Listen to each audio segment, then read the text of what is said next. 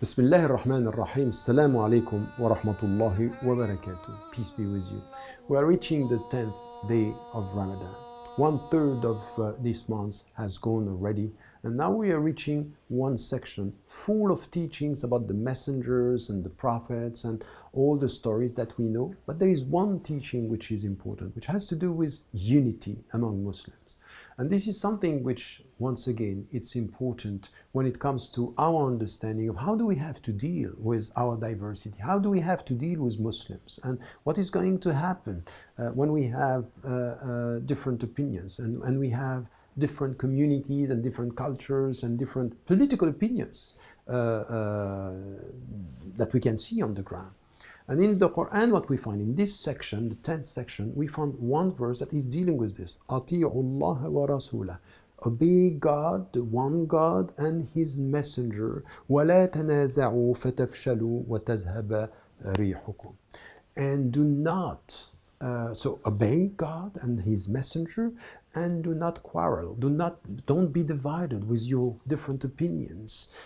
You are going to collapse. You are going to be weak in everything that we are doing, and your power will go. We will lose your power. So you are going to be weak and with no power out of this quarrels that you have and this division that you are experiencing. وَاصْبِرُوا إِنَّ اللَّهَ مَعَ الصَّابِرِينَ. Be patient and perseverant, and then God loves the people who are patient and perseverant, and that they are trying their best to succeed.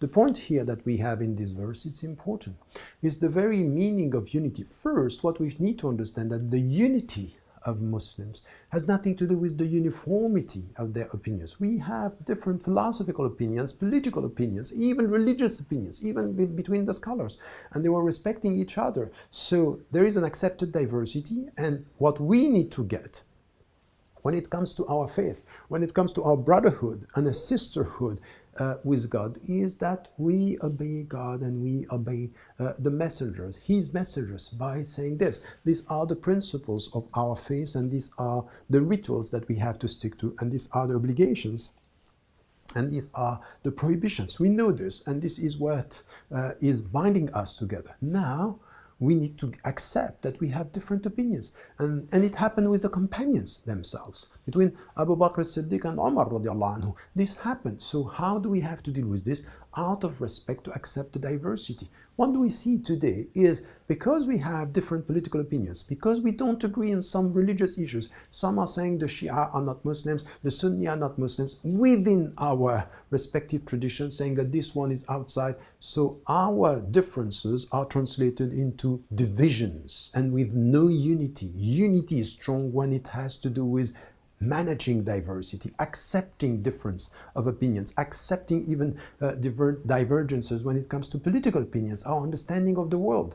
This is something which is essential. The very essence is come back to God with your heart. Come back to the messenger with your heart. Know that this love should help you to get a sense of what is more important, accepting the diversity. So unity with managed diversity, understanding that the worst that could happen is to come and to be divided all the way as we are today, because this is where we're going to lose our power and we are going to collapse from within if we don't get it. May Allah help us to be united with our differences. And remember, don't forget to tell the people you love that you love them. Life is fragile. Assalamu alaikum wa rahmatullahi wa barakatuh.